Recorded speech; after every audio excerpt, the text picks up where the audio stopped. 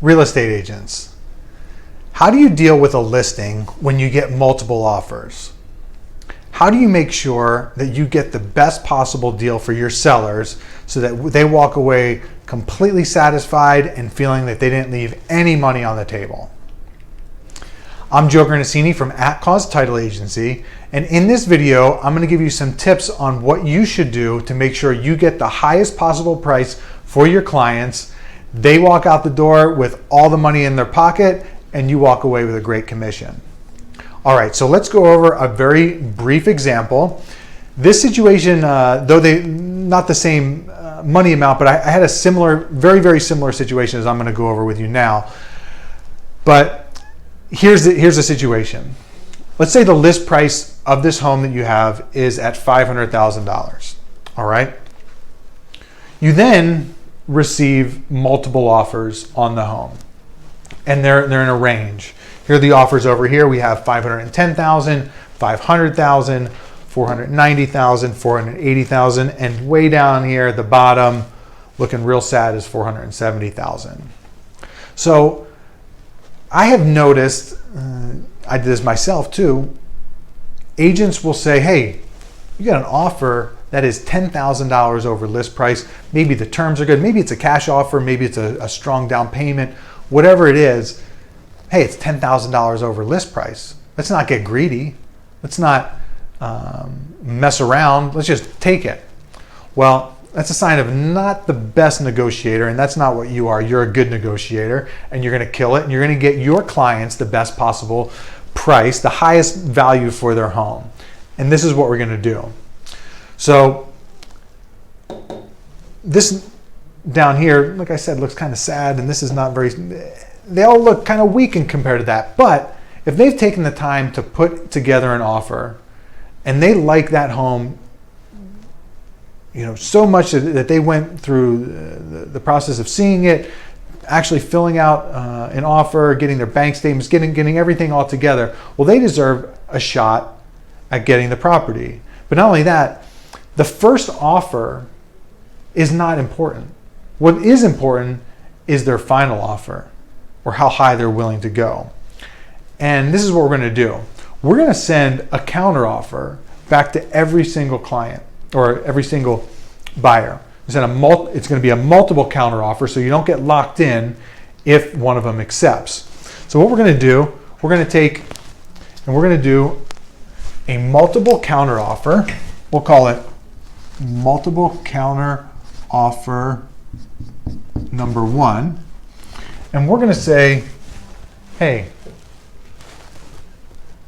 $515,000 is the multiple counter offer. So 515 is multiple counter offer number 1.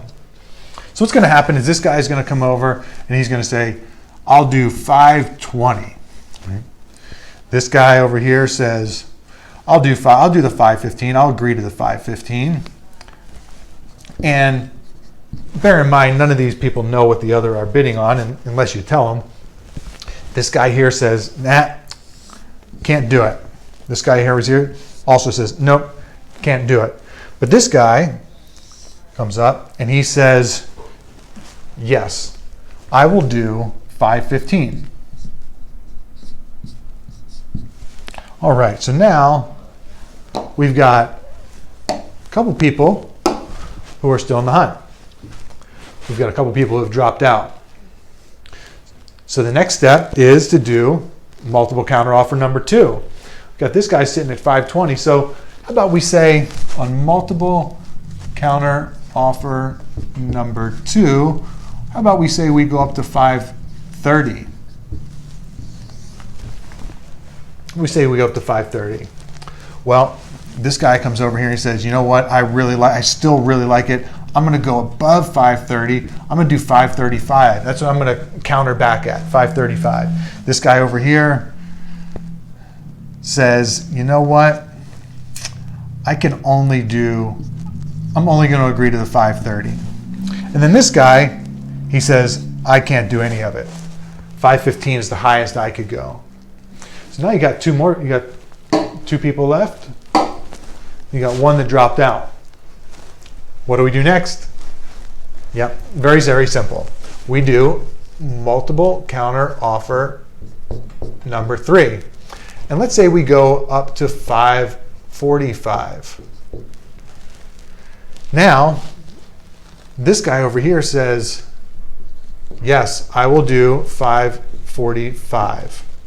This guy says, you know what? I was tapped out at 535. That's all I could do.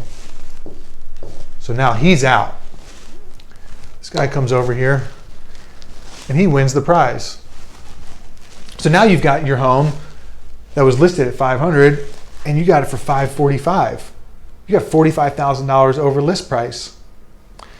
Now, you definitely want to make sure that you tighten up and you make sure that this can actually happen, right? Does he have what if the house only appraises at 500,000? Does he have the funds to make up the difference? If he doesn't, then you're in a predicament.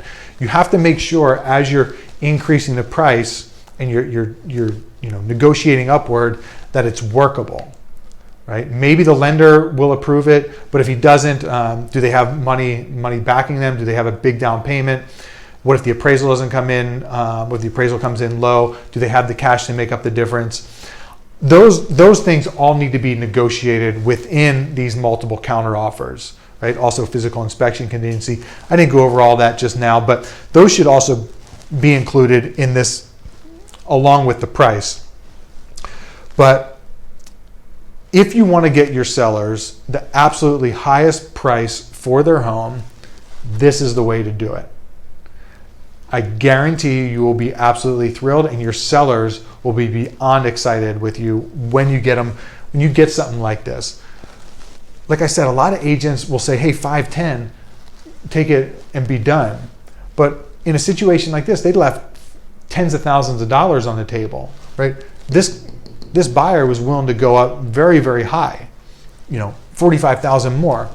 And you'll be surprised, a lot of times these lower offers will shock you because they end up loving the home and they end up finding ways to come up with the extra money. Maybe they borrow it from their parents or pull it out of their 401k or whatever. But don't assume anybody is not going to come up in price. Okay, give everyone a counter offer. Everybody who put an offer deserves one.